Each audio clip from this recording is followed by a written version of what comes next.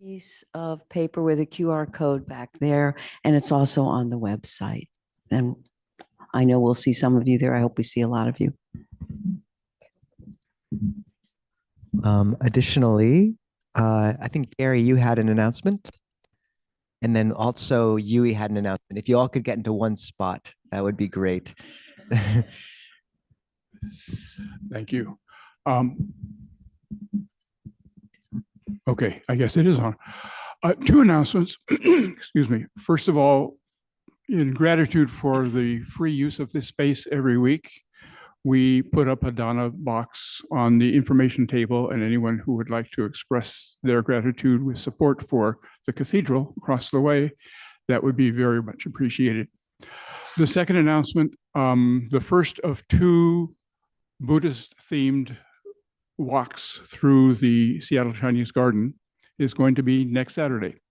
We'll meet there at 1 o'clock after we're finished here. And for anyone who cannot make it on Saturdays, we scheduled two of them, but I know some people cannot. And so if you would like to approach me about a walk on some other schedule, just let me know.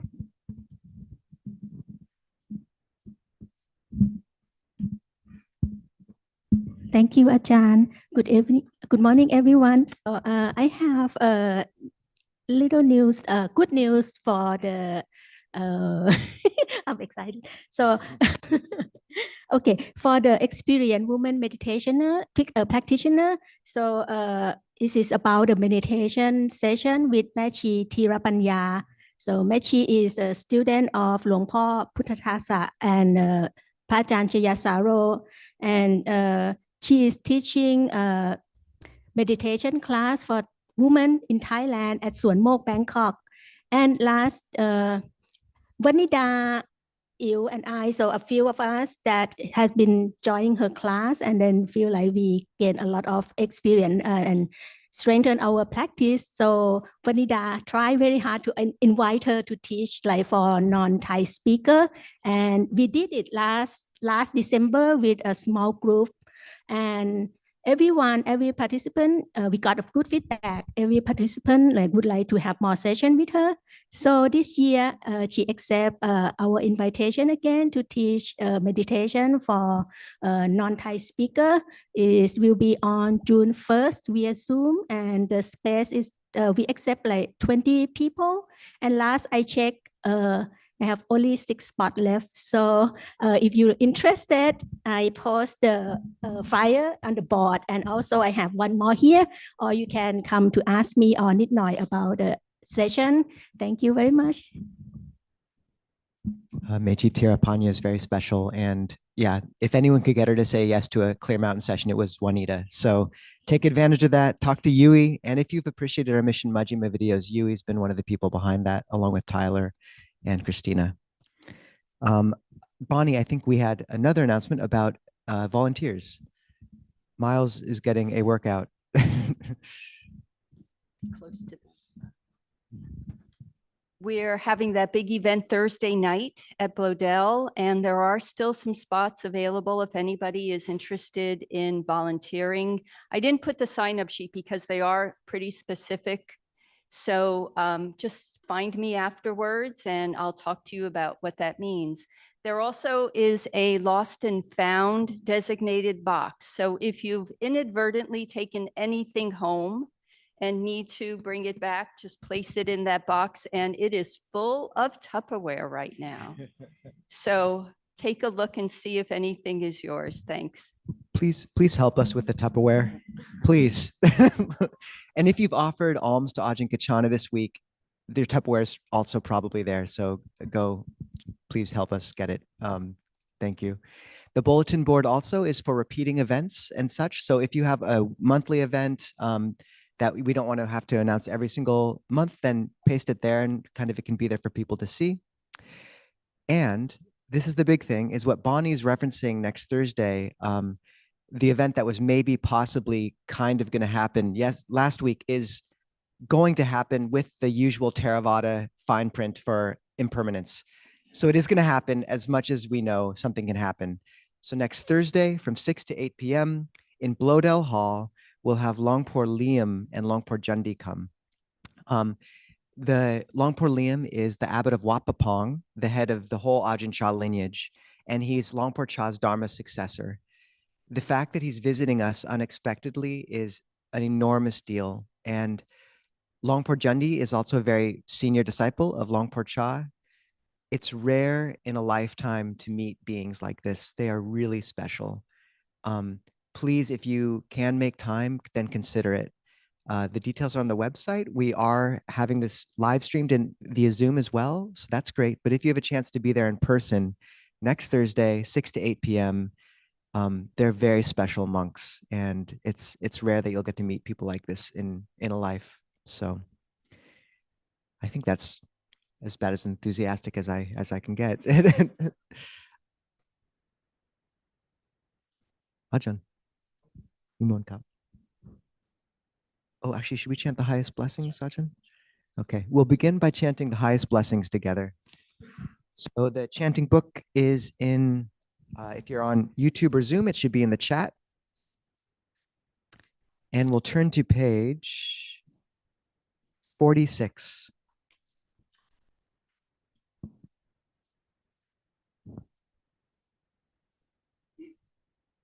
Thus have I heard that the Blessed One was staying at Savatthi, residing at the Jeta's Grove, in Anathapindika's park. Then in the dark of the night, a radiant Deva illuminated all Jeta's Grove. She bowed down low before the Blessed One. Then standing to one side, she said, Devas are concerned for happiness and ever long for peace.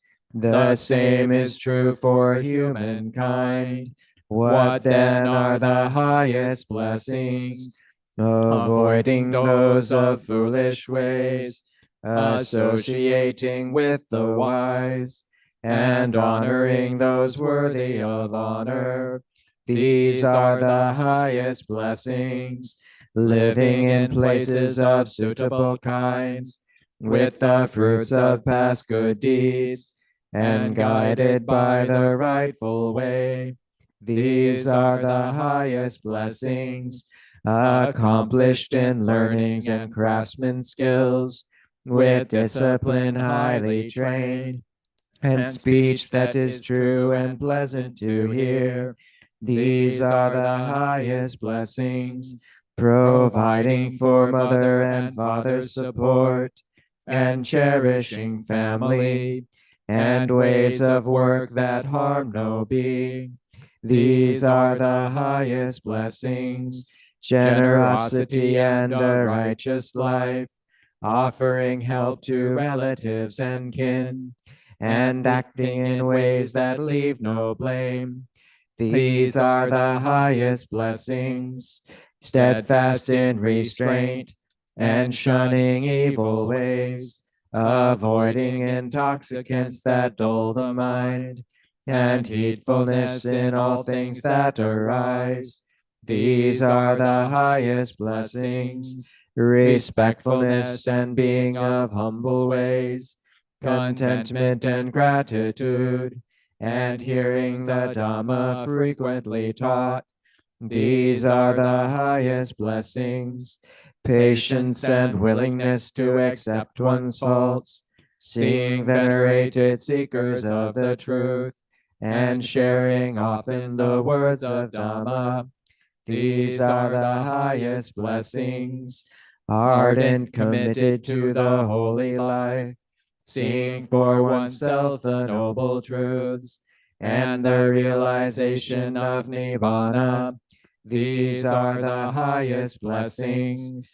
Although in contact with the world, unshaken the mind remains, beyond all sorrow, spotless, secure.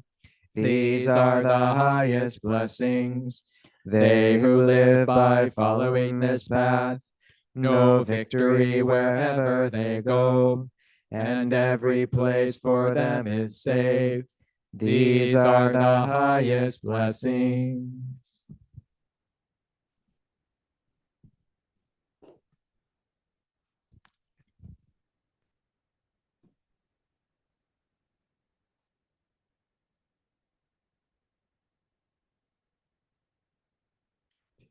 So yeah, settling into the meditation posture.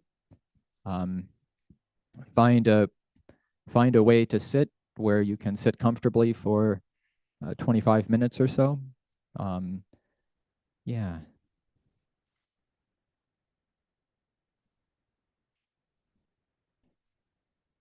Coming into the space. We've had a lot of ideas and announcements, and then the chanting of the Mangala Sutta, the highest blessings.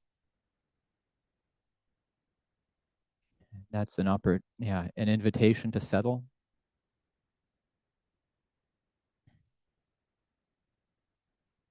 And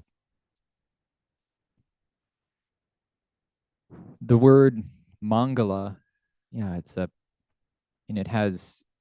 translates as highest blessings in that chant, but it also has a meaning of protection. A Mangala would be say a magic amulet that would protect you from harm.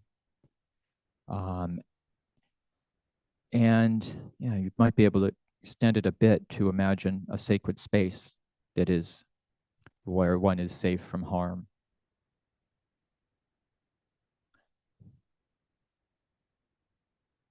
So that's where we begin meditation, is just recognizing that right now this is a sacred space and we are safe here.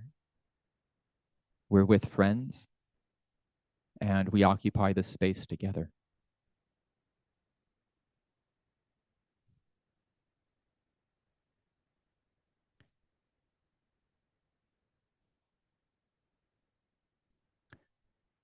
And our physical body is the means through which we experience space. And we can bring attention there. It's useful to sit in a posture that is both upright and relaxed. And check with the spine, see if we're leaning. I usually catch myself leaning too far forward. So check that. And we can allow the spine to extend to its full and upright length.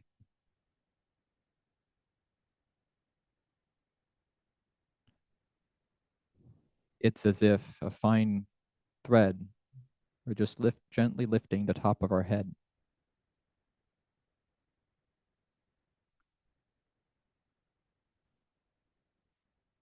And then allowing the rest of the body to relax around the central axis of the spine.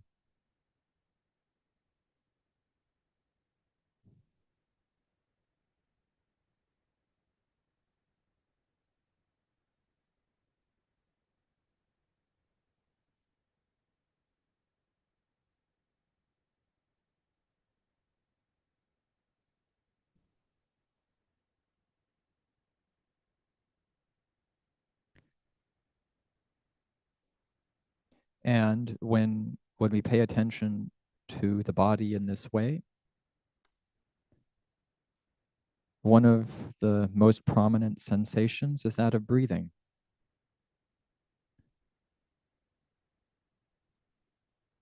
And we can investigate. How do we know that we're breathing in right now? How do we know that we're breathing out?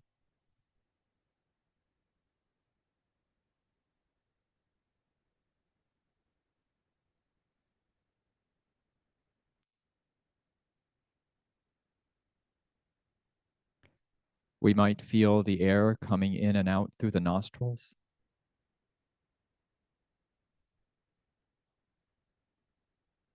Or flowing through the throat.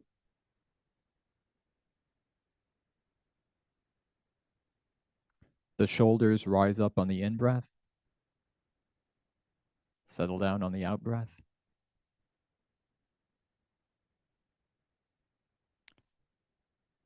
The chest expands and releases.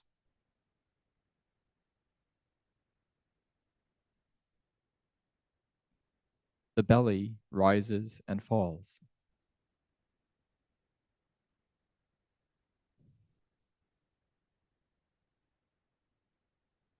Here we are, a breathing being.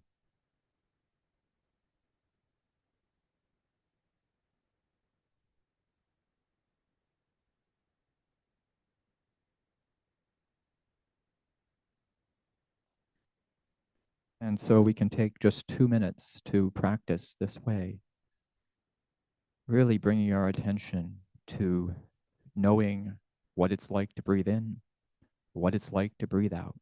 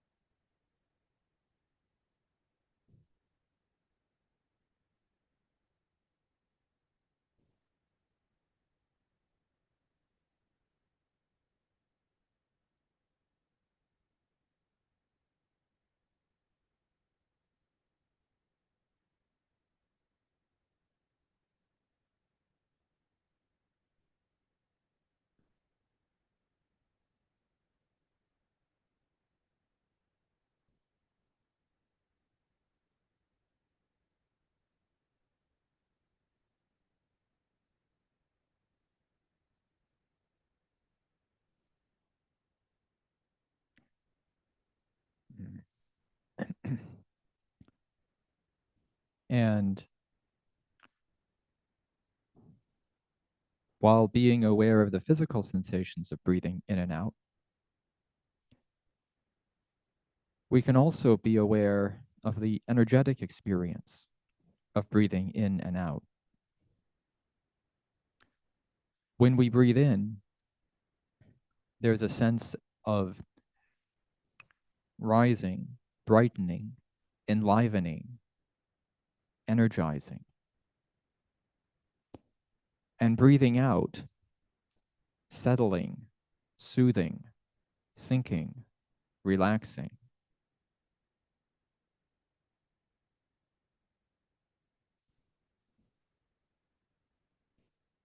And while the physical sensations of the breathing are usually limited to the areas that we imagine as moving during the breathing process, the energetic experience of breathing can be felt throughout the entire body.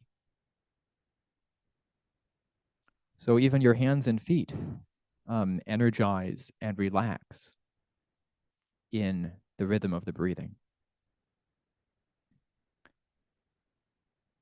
If you're not familiar with this, it can take a little bit of time to get used to. But when we do, this is a way of accessing the kind of energy that in various countries gets called chi or prana. The body, has energies to it.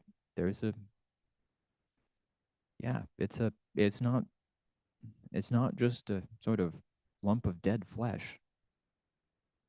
It's alive, and life means energy.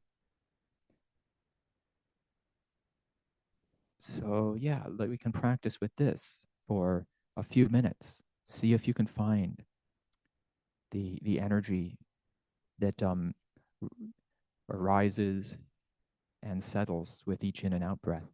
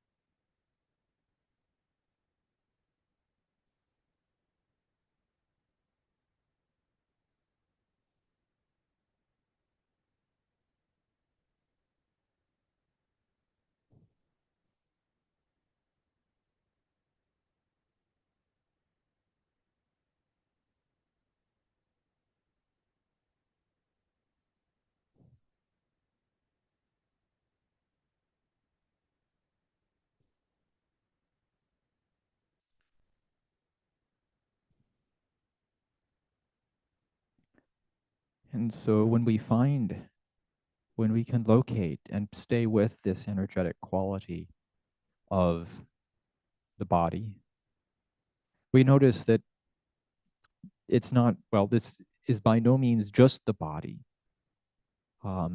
We find the mind here too, especially the emotions. It's not so much, the thoughts aren't so strong here, but if we feel something, we feel it here. So yeah, if you're joyful, this is a really pleasant place to be. If you're angry, oh, it hurts here, painful, sad, and it's, yeah, kind of, you can get, yeah, painful and a bit dreary. But however it feels, this feels real, at least in my perspective. The more I pay it, I trust this more than I trust my thoughts. If the thoughts can go and stay here, you might see what's behind the thoughts. And if you can use the breath to settle here, those emotions will change. This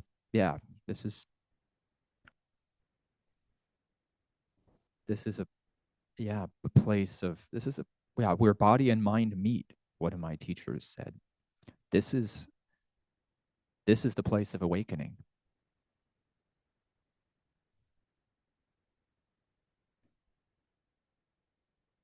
Where the mind is, confusion, confusion, desire, ill will, all manifest here. And their cessation manifests here as well. So breathing in, breathing out, this experience of both the physical movements of the body and the energetic experience of breath / body / mind, all here. You can call it chitta if you want, a short word. This is a good space to be in.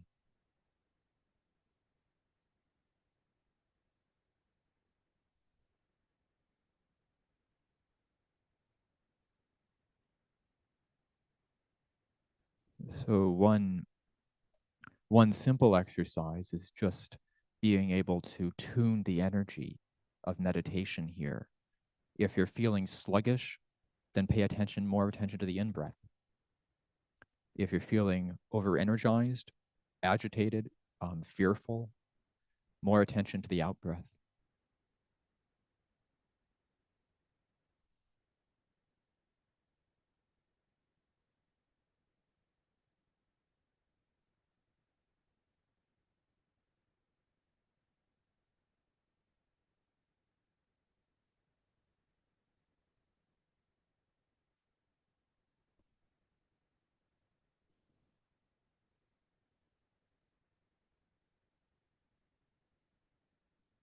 And as I mentioned, when we're able to spend some quality time here with the in and out breathing, one can notice, the whole body mind system brightens. There's a joy here. And it's simply coming from being in touch with the in and out breathing, really spending some quality time with the deepest aspects of our mind and heart.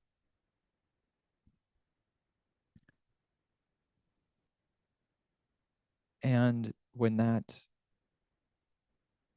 joy comes up, it can be helpful to consciously breathe that well-being through the body. Just allow the body to soak in it.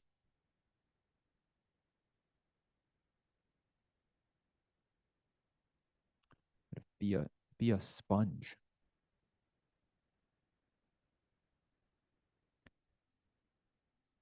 And if that's not your experience, just stay with whatever is. If there's tension here, you can gently investigate. Yeah, which parts of the body are tense? Which parts aren't?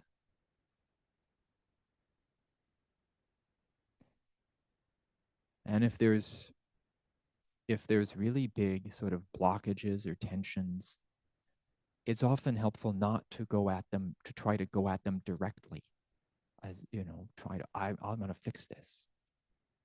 Instead, locate the most easeful place in this sort of body-mind continuum. Spend some time there. And when you feel really comfortable there, then maybe try exploring the difficult places.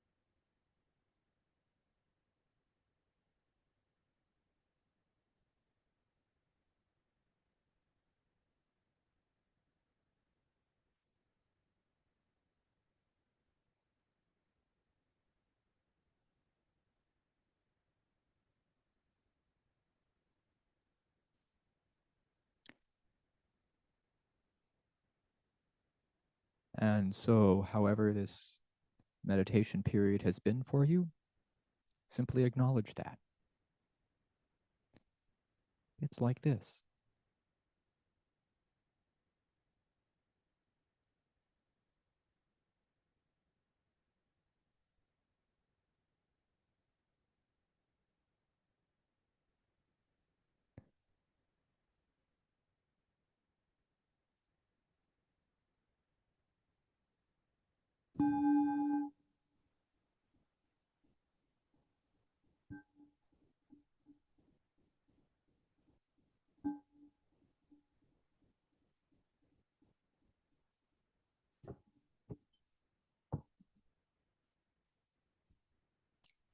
If you'd like to follow along in requesting the Dhamma talk, you can find it on page 124. We'll start with 3 bows first.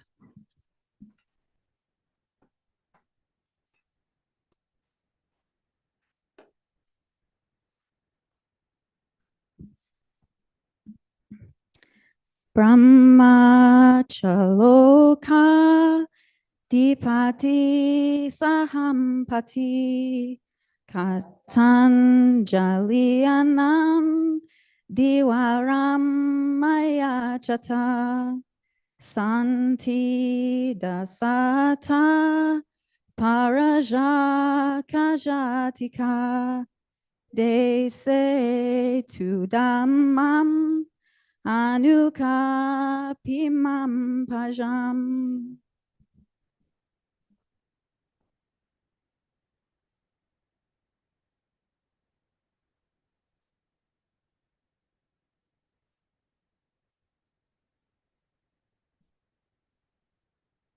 Namo tassa bhagavato arahato samma sambuddhassa.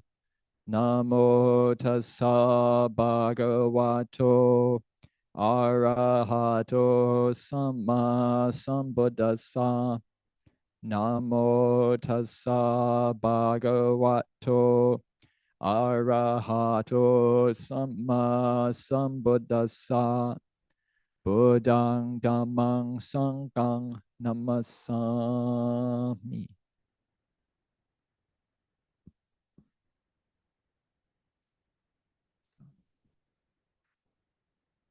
So I'm very glad to be back here at St. Mark's and with Ajahn Nisabo. Ajahn Kovilo is teaching, I think he's teaching something about heaven right now is what Ajahn Nisabo tells me. So he's not here. I think Ajahn Nisabo said he gets hell next week. And I was like, but I think he wanted to, you ask him why he wanted to teach about hell. So yeah, so I've been, I think I ordained at I ordained at a Abhayagiri monastery back in 2008, spent a lot of time in the almost pretty much 10 years at a Abhayagiri, 1 year in Thailand, and I've been in England for almost 6 years now. And one thing about spending a lot of time in other cultures is that you get a perspective on your own. And I remember I was on a bus, the monastery bus from traveling to another monastery's festival, and this from Chithurst, and a visiting Thai monk who's staying at Chithurst long term, Ajahn Mahaphuket, very intelligent, great, speaks English really well, very curious. He asked me a tough question. He said, what are Americans like? Can you tell me something about? And I was like, oh my, how do you say anything? Because there's a lot of differences, but then there's a lot of differences. But then what I said was, well, yeah, there's a lot of diversity in America, but most Americans are idealistic and individualistic. And I've been pondering my response ever since I said that, because I think there's a lot to that. Whichever, there's great divisions in American society right now, but whichever division you're part of, it seems, really lots of thinking about how things should be, and lots of focus on me or the way individuals, there's not so much on community. And of course, I was speaking to a Thai monk, and his society is quite different. Thailand is not very idealistic. They don't get excited about ideas, and it's much more communal culture. I'm a whole lot less important in Thailand. It's like, and especially in the Thai monasteries, it's very much more, so for him, and we talked about it, I think it was an enlightening answer for both of us. And I think both, as a society and personally, I think we can learn a lot by finding strategies to approach those, because they aren't wrong. Idealism and individualism is not a sort of problem, but if you don't balance it with something else, it can get unbalanced and oppressive. So yeah, and so one of the ways to I guess one of the most common responses to you hear something like that and you think, well, yeah, okay, I should be less idealistic. How do I get myself less idealistic? And you think about, right, well, that's approaching it from idealism and individualism. And you generally cannot solve a problem through the same, or you cannot address something by staying within the paradigm that it's in. Not a good idea. And so one of the things that I find very helpful for working with idealism is to shift attention away from out of the mind and into the body. That's where you can get a handle on it. Because first off, our bodies are not ideal. How many people have the body they want? Nope, doesn't do it. And so And I think most people in the room are wise enough to realize that. So we say, yeah, well, I have the body that I have. And, you know, that's, I mean, I can't really do much about that. But then we think, well, but my mind, I should be able to make my mind the way I want it to. I should be more loving, more kind. And many of us have our list about, when I meditate, it should stop. And all this stuff. And so coming out of that, being with, the physical body and that quality of energy I was talking about, it's not ideal. You'll see your stuff there. But it's also a space where you can hold it. That's a space that can hold something that is less than perfect. And at least when I'm there, I recognize, I can really hold the things I think should be different about myself and about other people. They're there, but there's space. And in that space, there can sometimes be the possibility of transformation. But it's not coming, and it doesn't come out of a sense of it should be different, but rather, wow, this anger is painful in here. Is there a way I can release that? So it's coming. The Buddha phrased his, I teach suffering, dukkha, and the cessation of dukkha. He didn't say, I'm going to teach you so you become what you should be. It's not be all you can be. It's where is a place of non-suffering. And this non-suffering is, the Buddha was very clear that this non-suffering is it's for me and for others. If I'm happy in a way that causes other people to suffer, they're going to get upset and try to stop, and try to block that. And I'll feel it too. I mean, that's, I think, sensitive people do not like causing harm to others. And it's very much, to others as to myself, this quality of non-harming. And there we're beginning to move away from that individualism as well. The idea that, that I'll be happy if I get what I want. We question that. And I mean, again, for most people here, we probably can see through the blatant manifestation of that, but more subtle manifestations may still catch us. The focus on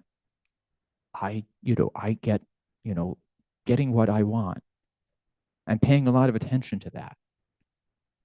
Whereas, say, in a monastic community, I learn more sort of, well, what harmonizes with the group. It's one simple way to do this is in conversation. I can certainly feel what it's like when I feel I need to say something. And I can tell the difference between when that's coming from a place of, I need to express myself. That feels one way. Or this would really contribute. That feels a different way. Can you feel that? And again, I look in the body. Can you feel the difference between those energies? And choose not to speak when it's about saying who I am, but speak with courage when it's about, this would be of real benefit here. This would really help us. So, and these are what? These are not easy times, and I mean, what? I remember I've been listening to Ajahn Pasano's question and answer sessions from the many retreats he gives, and he gave a Dhamma talk and question and answer session to in 2004 to a group of people, meditation group in Israel. And in the question and answer session, someone asked, how in the world do we cope with this? This is an ongoing crisis situation. She said, it feels like being on top of an active volcano. Now, this is stronger than what we're dealing with in the United States right now. And I must say, Lumpur Pasano had no easy solutions because there aren't. But what he did emphasize was he emphasized community, that support, really reaching out to good friends and supporting each other. And I mean, I think that's one of the things that, yeah, it's pretty amazing that everybody comes here. And I think you're already doing quite a bit of that. And so really, really emphasizing your connections with each other. That's helpful. Let's see. And then, but then also finding a refuge within oneself. Really committing to taking the steps that form a refuge. That was actually the Buddha's instructions on his as he was dying, was be a refuge unto yourself. Again, and it might not just be the individual self, but also, he was talking to a group, be a refuge for each other as well.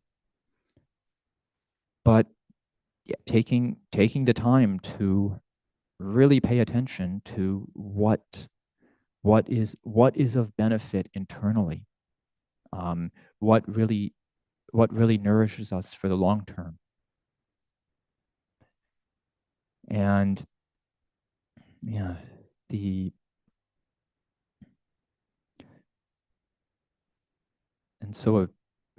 and again, I mean, this is nothing new, nothing different than practicing the teachings, but noticing, if we feel we may need more inner strength, how can we shift our attention and priorities towards the things that we find cultivate that inner strength. And certainly spending time with good friends is one of them. The Buddha's teaching is holistic. You can pick it up anywhere, and you pick it all up with it. But one of the simplest summaries is that of sila, virtue, moral conduct, integrity. Those are its clusters. And then samadhi, which is firm establishment of the mind, the ability to keep the mind stable. And panya, discernment, being able to make good choices and to recognize to see through the illusions of the world, recognize the way things truly are. And so starting with sila,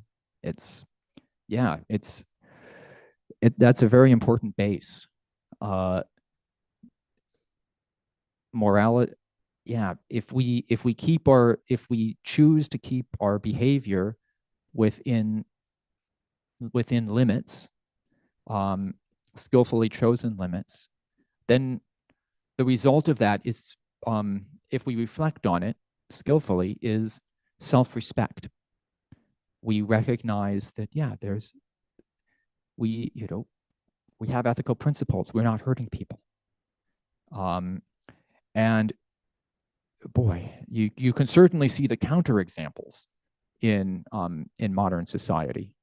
And rather than dwelling too much on, well, if you noticing the problems that those cause can be an impetus to further committing oneself to the principles that that do not have those harmful consequences. So, yeah, just committing to tell the truth, which is, I think, I don't know, anyway, that seemed stronger in our society when I was young than it does now. But it can still be strong in us. And we can recognize, we can recognize the power of it, because, yeah, if you lie to others, you'll end up lying to yourself. And if you lie to yourself, awakening is impossible. You cannot do it. There's no way you will be able to overcome your internal hindrances if you cannot be honest with yourself about them. And yeah, there's no way you'll be able to stay with the kind of friends that you need to support you in that journey unless you're honest with them. So yeah, that's a big deal. And then, yeah, non-harming, non-exploitation, just recognizing that, yeah, ultimately, we can't gain at others' expense. And one of the teachings, it was originally for monastics, but P.A. Payutto extends it to the lay people as well, is that of the 4 requisites. The human beings, we don't live on air. It's the Buddha was not idealistic, saying, human beings don't need anything. We do.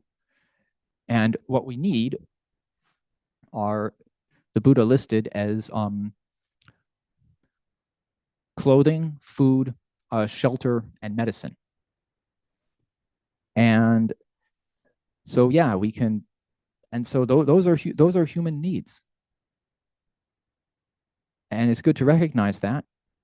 And it's good to recognize that, yeah, lots of people are going overboard on this. They and sometimes we have the 4 requisites, enough, but we feel dissatisfied within. And so we try to, what should we say?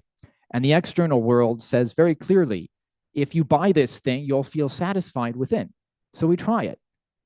And maybe it's satisfying for a little while, but then it doesn't work. And so but the advertising says buy something else. And so we keep buying, and yeah, we keep staying dissatisfied. The Buddha, Mara once tempted the Buddha to go into to assume a political role. And the Buddha told Mara, look, Mara, not even 2 mountains of gold would be enough for one person's greed. And I mean, I think we could, I don't know. It seems to be more evident today than at the Buddha's time. But yeah, if you're looking for satisfaction by getting more material stuff, you're looking in the wrong place. Unless, if you're poor and lacking in these requisites, acquiring these requisites will help your well-being. But if you already have these and you're feeling dissatisfied, look to cultivate your relationships with other people, and cultivate a skillful relationship with yourself.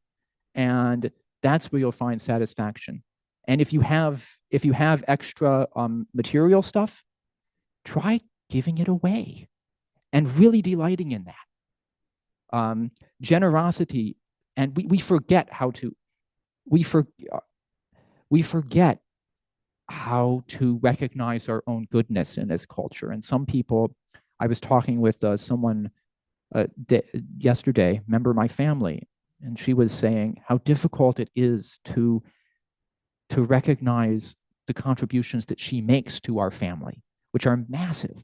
But somehow her mind says, I shouldn't acknowledge that. I need to do something more. There's something not here, but I can't. It's like, you're doing amazing things. Where is that coming from? Where's that? And, so where is that? How can we learn to give and really enjoy it? I mean, I discovered that as a layperson, that, yeah, I could, in terms of well-being, the best thing I could do with my my sort of extra financial resources was to give them to people and causes that I really thought would do some good in the world. And I would open my, I had my Quicken financial software, and it's very interesting.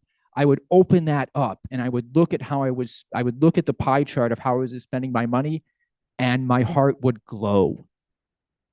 I would think, the way I am spending my money is in tune with my priorities. That makes me happy. Yeah. So, yeah, that was, yeah. And so so sila and generosity. And then working with, I'll skip to a discernment next. Recognize, and I've already talked about some of it, just, recognizing that, I mean, in a way, talking about the 4 requisites, that's discernment, recognizing what truly is and is not the cause of a lasting well-being, what truly is and is not the cause of social cohesion and harmony. What are the causes for what are the causes for the arising of skillful states in the mind? What are the causes for the arising of unskillful states in the mind? And the discernment also contains it also is the ability to follow through with these. You can learn, I learned how to make skillful resolutions for myself. One of the things that I've learned is that we do have a tradition in this culture of making New Year's resolutions, and I think that's wise. I mean, there's wisdom in recommitting oneself to one's principles every year. But what I found for myself was that I'd sometimes approach this by thinking, okay, thinking of an ideal self. How would I like myself to be? And I'll resolve to be that way. And I discovered that is not such a good approach to resolutions. But that doesn't mean that you shouldn't make resolutions and aspirations. What I learned to ask myself, for instance, look at, where in your, say you want to abandon some unskillful behavior in your life. Great. Look at the causes. Where is it that you commit? Where is it that that unskillful behavior occurs? So if you want to stop drinking, for example, make a resolution not to go in bars. That was not my problem at all, but it's a simple illustration, or if you notice, if you notice that you're completely drained of energy and likely to do unskillful things in the evening, but not any other time of the day, come up with something you can do in the evening. Like, for instance, recollect, who is it that you're grateful for that day? Give yourself some really good homework, simple, to do in the evening. And so replace the unskillful activities with that.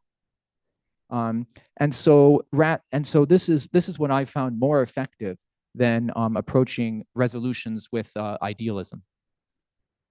And then if you've chosen skillfully, results naturally follow.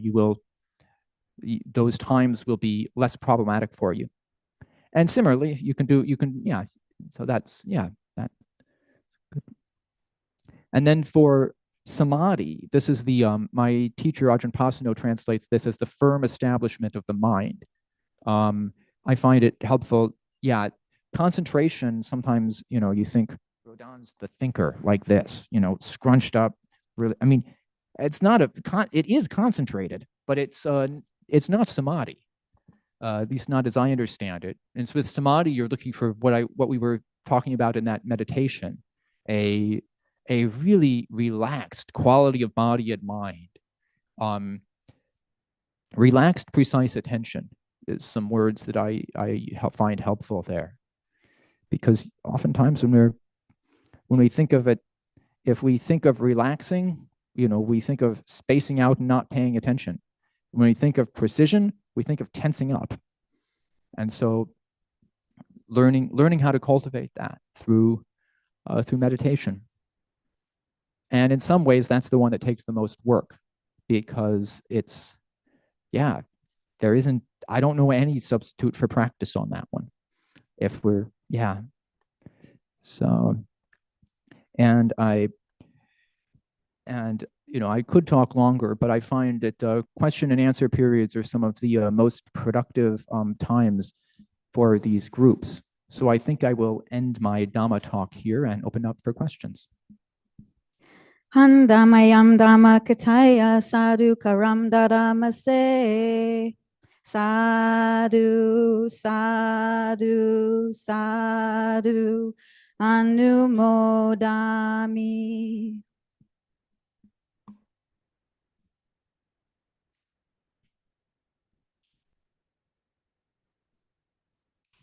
So if people want to raise their hand, we'll have a mic runner. Miles, get some more exercise and run it over to you. And if you're on Zoom, raise your cartoon hand and we'll be able to call on you that way.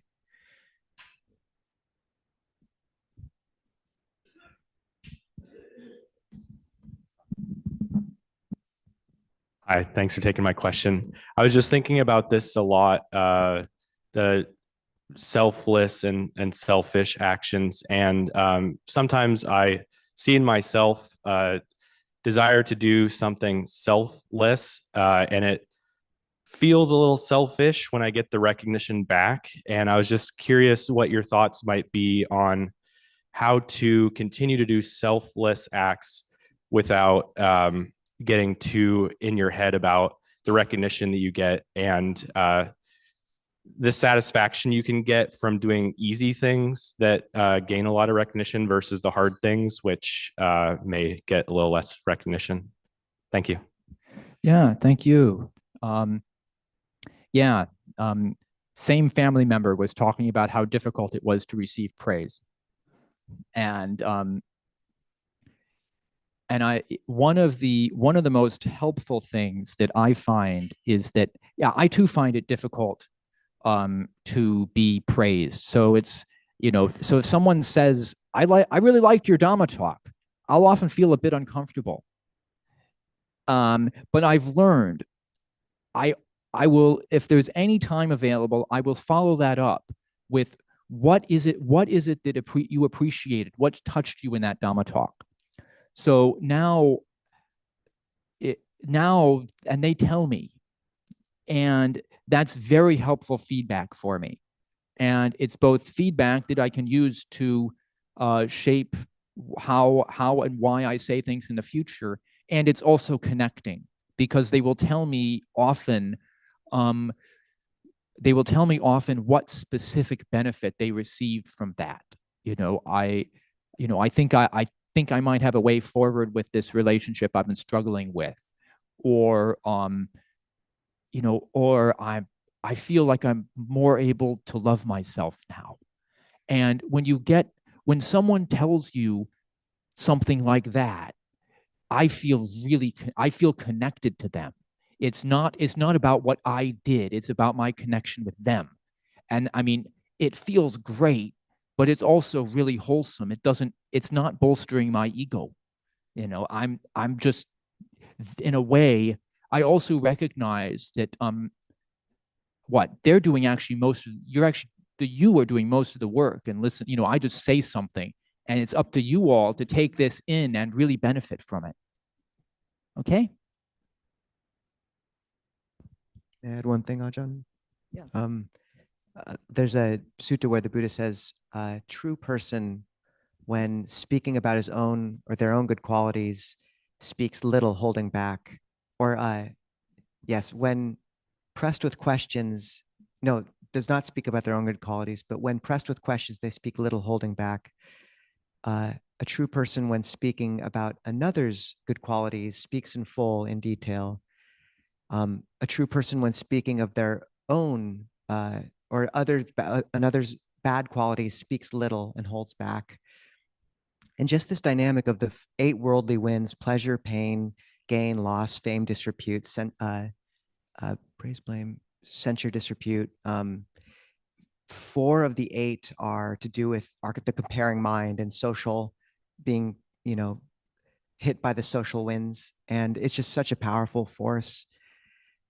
And I think there's just acknowledging how strong of a driver that is for many of us. And just trusting that if you do good, like sometimes the praise will come back. And then the Buddha really recommended steering the praise, like acknowledging it and working with it skillfully, like Ajahn Kachana does. But also, if you can kind of steer the praise over your shoulder a little, like there's a great sutta where a bhikkhu is saying how he would approach a conflict among the Sangha. And he says, instead of saying, I went to those monks and I fixed it, he says, I went to the Blessed One and I heard the Dhamma. Having heard the Dhamma, I went to those monks and I talked to them about the Dhamma.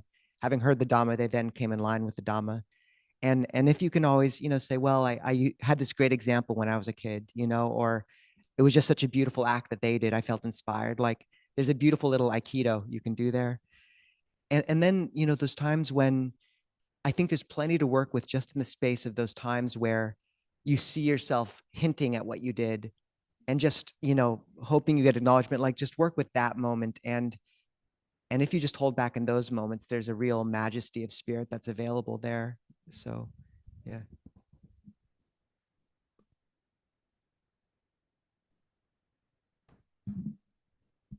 Hi, thank you for your talk. The question is sort of about imagination versus reality, and the imagination of thinking versus the sort of reality of the body. And today you described really beautifully how that sort of refuge of the body could enable you to see more clearly and more skillfully around kind of almost like worldly issues, relationships, and pain and anger.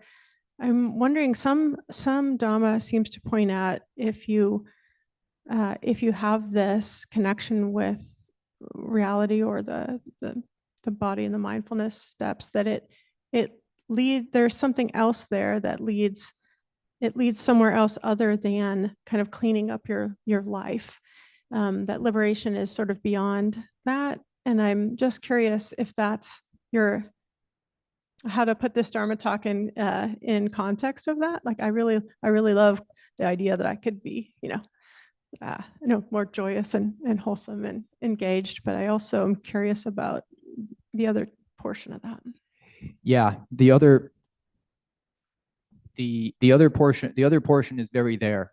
I mean, I didn't mention it so much this time because last time, a couple of weeks ago, I talked more about that.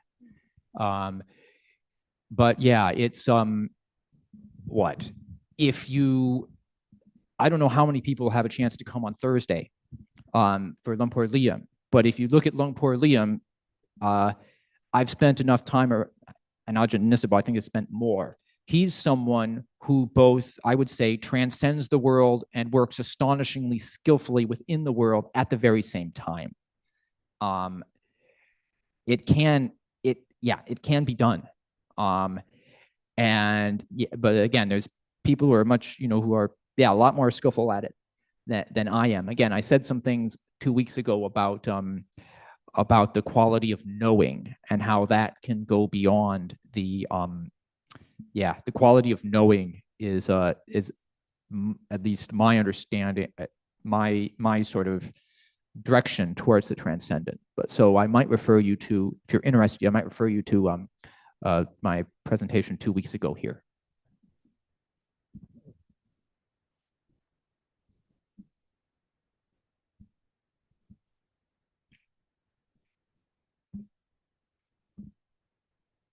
So first of all, I want to ask, do you feel that our culture is very focused on the negative aspects or pointing out the negative aspects of other people? And if you do, how do you think that as a culture we can sort of move past that?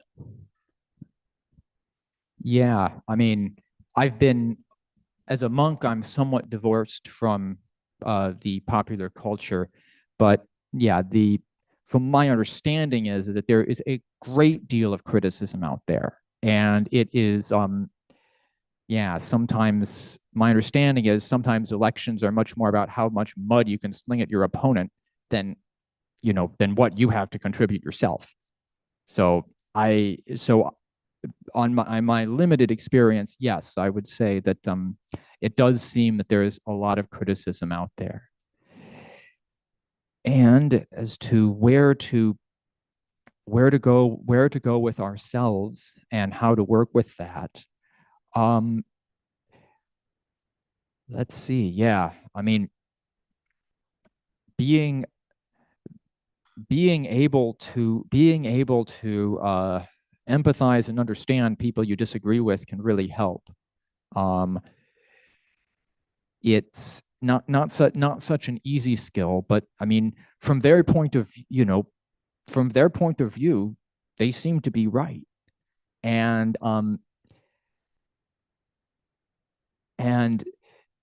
that's another actually right. And in I'm just recollecting a conflict that I helped mediate, and so this is a little bit different tack, but in actually working with situations in an issue at our monastery, I received a number of very sort of critical emails, lots of criticisms, but when I responded to them, what I chose to do was I did not respond to all of the criticisms and threats, but instead I responded to the couple of points in the email that were reasonable and explained how so this is how we could work with this is how we could work with that.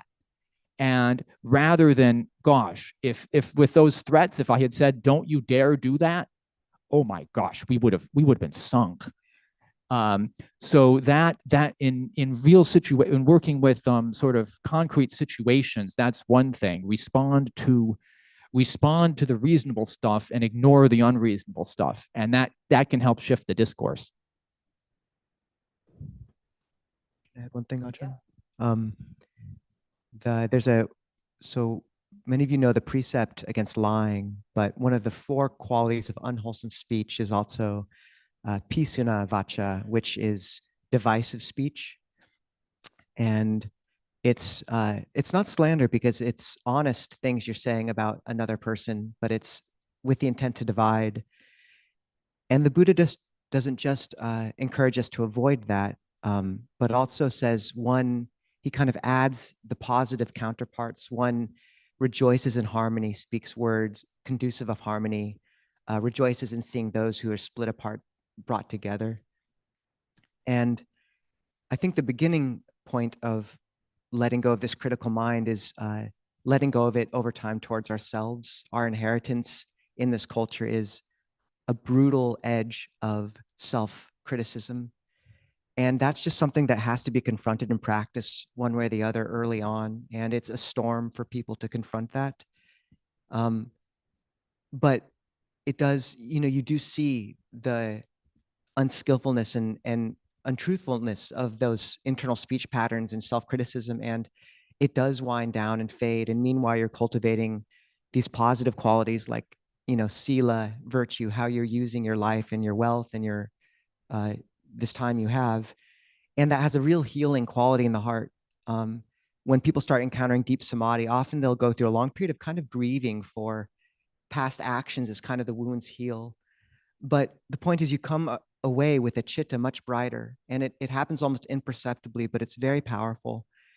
And when you stop being so self-critical with yourself, it just makes it a lot easier to be less critical with others. And like the bruise still hits of disappointment or embarrassment, but you'll find it just passes more quickly and you kind of bounce back. It slides off you. And to really pay attention to that, because that will affect how you treat others.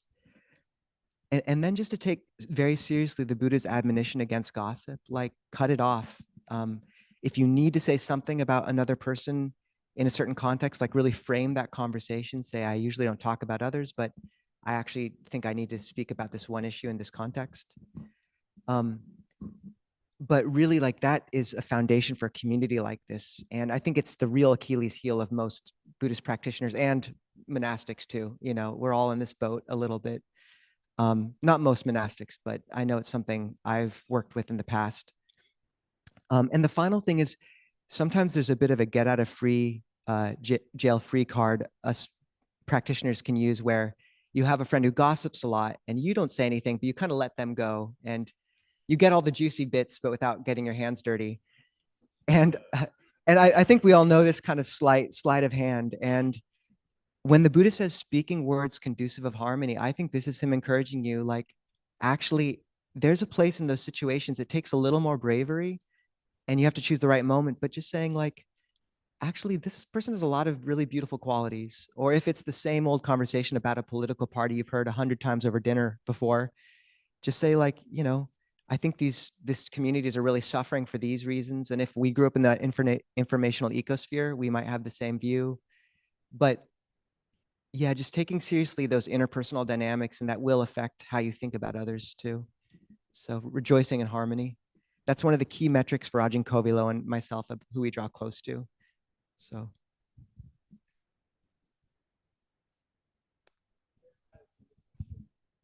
Zoom question from Nicole.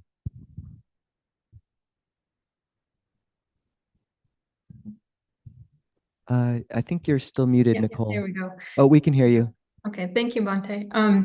Go I for it. have a follow-up question on like recognition, but specifically wondering if you have any words about recognition from teachers. Because I know for me, and I'm sure this goes back to like childhood experiences, but like, oh, the teacher said my name. Oh, they recognized I was here. This kind of like wanting that kind of specific recognition. Oh, they read my question. You know, I'm sure you encounter this a lot in community, and I feel it a lot in different communities. So thank you.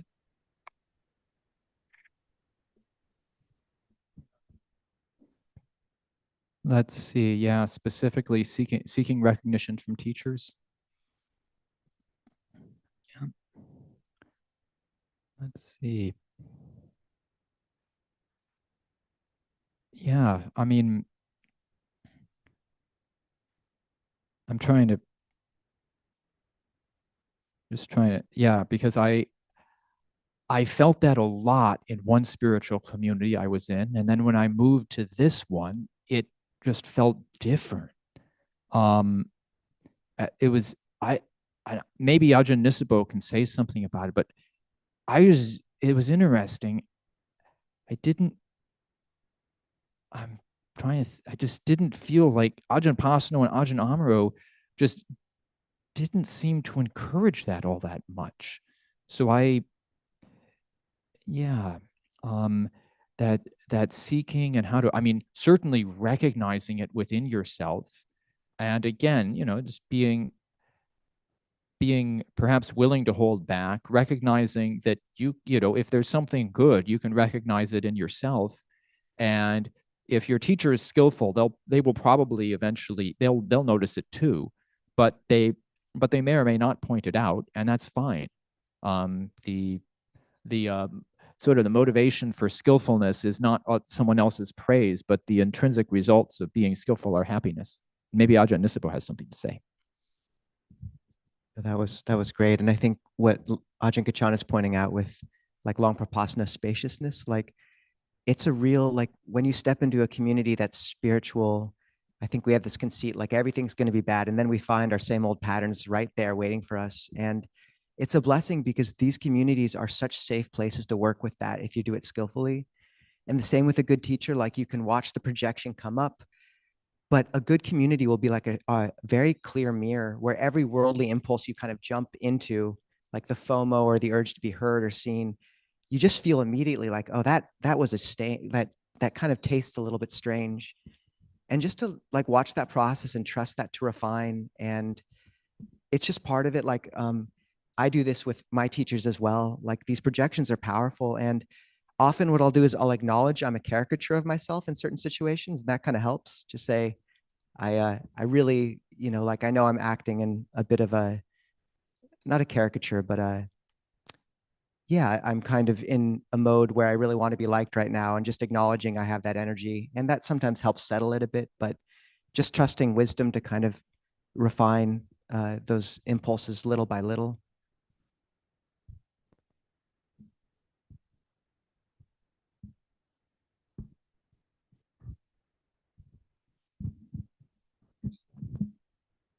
I just wanted to quickly say, just appreciate what you said about truthfulness. And sometimes truthfulness is really difficult because sometimes the truth isn't so skillful, or maybe sometimes the truth is anger. Sometimes the truth is, and I have found that maybe sometimes it's a better idea just to remove oneself from the situation. Yes, that is, I didn't mention it, but the Buddha has criteria for speech, and that speech can either be true or false, beneficial or unbeneficial, timely or untimely, and timely and untimely, and beneficial.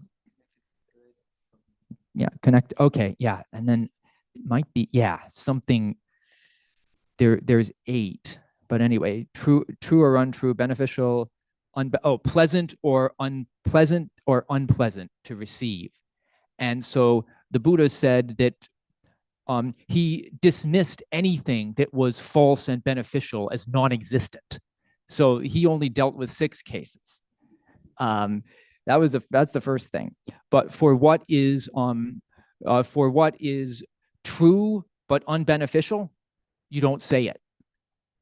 If it is true, beneficial, and pleasant, you say it at the right time. If it is true, beneficial, and unpleasant to hear, you also say it at the right time. Although you again, I must say, I'm more I get more worried about those true, beneficial, and unpleasant things. It takes you really pay attention to time and place for those. You're welcome.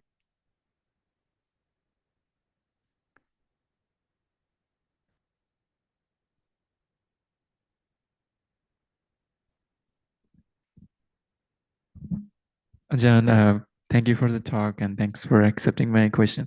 I was curious how the Buddha did his duty as a son. Is the context of Mother's Day. How was his relationship with his mom? Thank you. Yeah. Well, yeah. How is the Buddha's relationship with his? So the Buddha's birth mother died 7 days after he was born. He was brought up by a Mahagotama Prajapati, and yeah, he ended up ordaining her. He ended up ordaining her as a nun, and she attained arhatship. So that was how he repaid the debt of kindness he owed his mother, which is about as good as you can do. And then with his son, similarly, his son was the first Buddhist novice, and there are 3 teachings. The Buddha gave 3 great teachings that are come down in the discourses to his son, all very worth reading. And eventually Rahula too became an arahant. It was his dad who was a little bit put out by it all. Does that answer your question? Yeah. Yes, he made the Sangha made several visits to Kapilavatthu, the capital where he had grown up before the nuns' community is founded. The exact chronology is not recorded, so we can only guess as to exactly how it happened. We might have time for one more.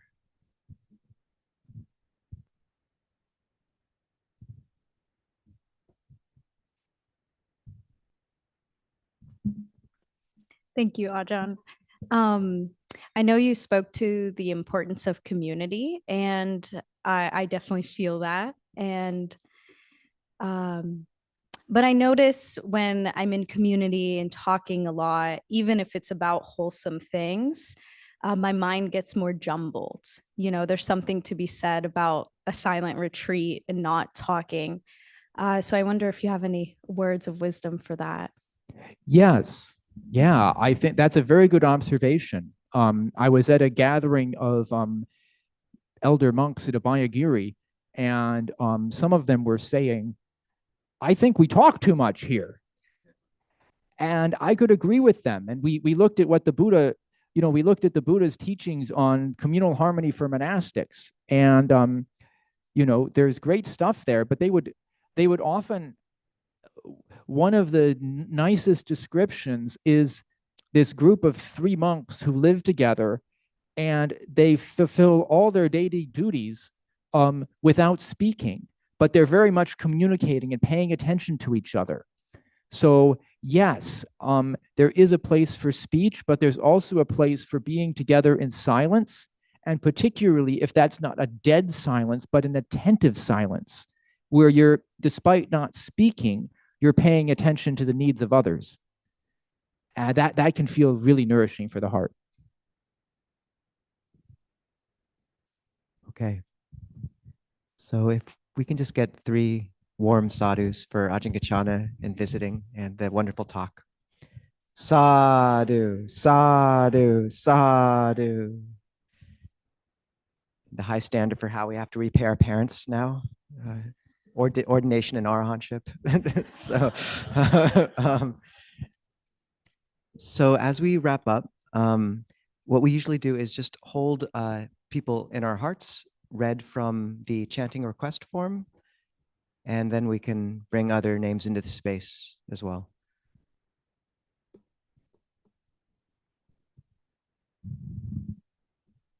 Okay, looks like I'm reading them. From Trenton, for Ajahn Karunadhammo, had heart surgery, came back to Abhayagiri on the 3rd. May he be well. From Erica, Jason, and Ajahns, for Troy Monges, diagnosed with brain cancer, spread metta for him and loved ones. From Alf and Ajana, for Kathy Tan, just passed away, spread love. From me, for Tuere's niece in ICU, Rebecca Leanne, may she be well. From Venerable Dhammadina and Ajahns, for Jian Carrillo, recovering from surgery, spread love. From Cheryl and Ajahns, Kathy, my partner in rehab after physical incident, spread love. From Kristen, for Steve, going through tough time, post-cancer treatment, spread love. And his birthday is today, the 10th. Sachin, from Sachin and father, for Suchi Gaddis, age 6 years, having multiple disability, please spread love and happiness. And that's it. Do we have any other names we want to bring into the space? Gail, who just had an operation.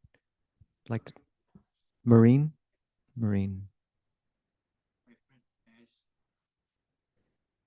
Edge and sister. Ash and sister.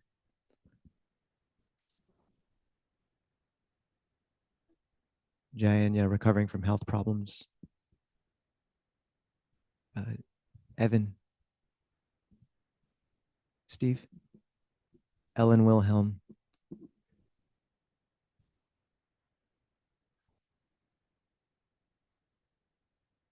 Heather, relapse, dealing with possibly fatal disease. Lisa.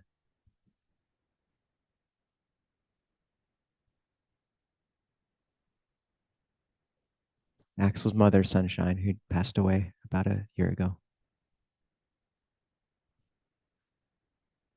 Jen's mom, stepmom.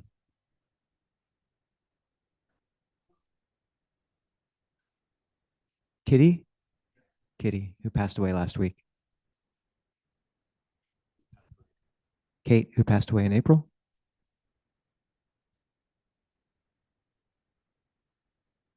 Andrea. I'd like to raise up Alf's mother, Kathy, again, who passed away last week. Evie. Evie diagnosed with cancer last week.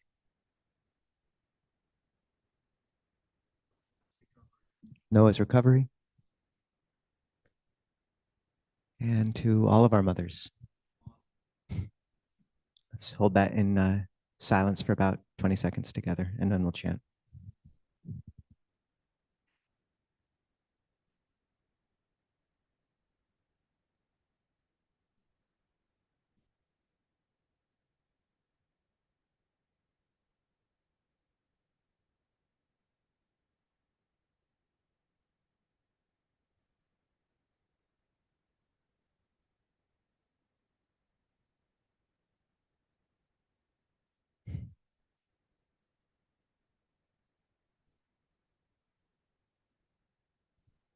So if people want to chant, turn to page 33 of the chanting book, Verses of Sharing and Aspiration. If you're on Zoom or YouTube, you'll find the link to the chanting book in the chat or description. That's page 33.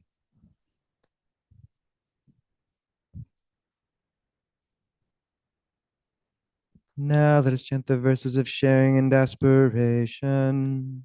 Through the goodness that arises from my practice, may my spiritual teachers and guides of great virtue, my mother, my father, and my relatives, the sun and the moon, and all virtuous leaders of the world, may the highest gods and evil forces, celestial beings, guardian spirits of the earth, and the Lord of death, may those who are friendly, indifferent, or hostile, may all beings receive the blessings of my life.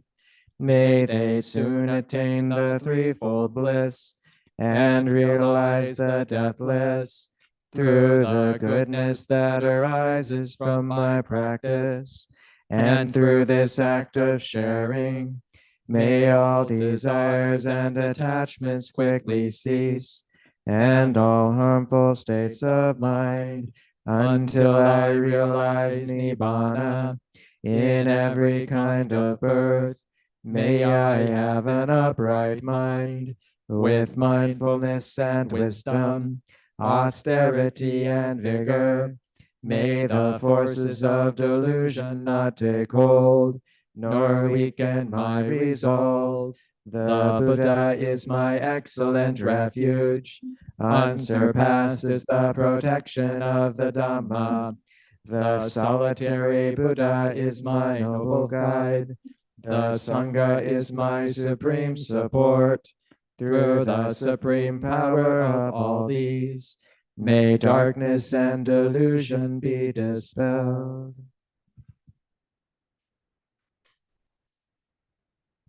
Just, I always find that quite touching to see the amount of loss there also is in communities like this, along with the well-being and joy, and just understanding the importance of having a refuge or a mangala, a safe space like this in the midst of all that.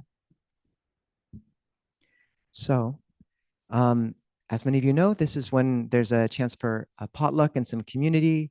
You can talk. You can also be really, really quiet together, either way. But the food in the back is just wonderfully and generously offered by many. You please partake. We encourage you to speak with someone you haven't spoken to before. That's a good way to kind of keep things from forming into cliques. As many of you know, monastics in our tradition don't touch money. Everything here is freely offered, so please feel free to take some books in the back. And once again, if you're interested in the tour of the gardens, talk to Gary. He's on the board there. If you're interested in Mechi Siripanya, Tirapanya, talk to Yui. Winthrop Retreat, my mom, or the thing in the back. If you're interested in helping with the event on Thursday, talk to Bonnie. And finally, I think that was it. Did I miss a retreat? Okay. Thursday? Yeah, good. Yes, exactly that. So, and to finally just say, there's a story in the suttas of a mendicant named Bahia, and he's practicing, and then an angel comes and says, you're actually practicing wrong, and you've got it wrong, but there's this teacher named the Buddha who actually knows the path, so you should probably go find him. And he walks all the way from Mumbai to Varanasi, which is a long way, and it's way more than a trek to Capitol Hill on Thursday. So this is, it's a really rare opportunity in a life, in many lives, to see beings like this. I really encourage people to make the time if you can. So I think that's about it. And finally, we just wanted to say that when you see senior monks like this from Thailand, just to make sure not to point your feet at them. That's important. That's very impolite in Thai society. If you come near, usually what we'll do as monastics, and it's sort of a sign of respect from lay people, is you just try to sort of get a little bit lower. They'll usually be sitting on the ground. So as you kind of approach, you just sort of dive down a little bit until Longpo Pasano admonished us when Longpo Liam was visiting a Bayagiri, like we'd be walking way out there in the hall, and he said, even out there, you kind of duck down a little bit. And then when you get close, you get, if you're willing, sort of on your knees and shuffle, and holding your hands in Anjali when you speak is a beautiful way to show that respect. You can call them Longpor, which means venerable father. And it's really beautiful if you want to bow as well. And once again, these are all, you're showing respect to the robes, to the teaching they embody, and it's not required. They will completely understand if you don't do this. But you'll also find that what we've forgotten in this culture is that just as internal inclination of the heart affects external action, you respect someone, so you bow. Similarly, external embodied action affects the heart. So if you approach these teachers with Anjali, you'll find their words enter much more deeply in your heart. And there's a powerful dynamic there. So anyways, there's no pressure, but I find it very beautiful to get a chance to pay respects in that way to monks like this. And it's just, we're glad we have the chance. So Thursday. One quick utilitarian request. I drove Noah here today, but he actually has, but I can't touch that. And he also has a apartment that he's going to view today at 1 p.m. in Capitol Hill. So if anyone wants to like hang out with him, he's a wonderful human. Maybe get tea or coffee with him. To the apartment and then back to his place. Wedgwood, Ravenna-ish. That would be great. So that was Noah right there. So if anyone is able to accommodate, great. Sorry, I didn't say it earlier. No, that's great. Yeah, Noah's recovering from surgery, and as a community, we want to be a community that really jumps up and cares for people. So please take that up. Ajahn. So we will bow if you want to.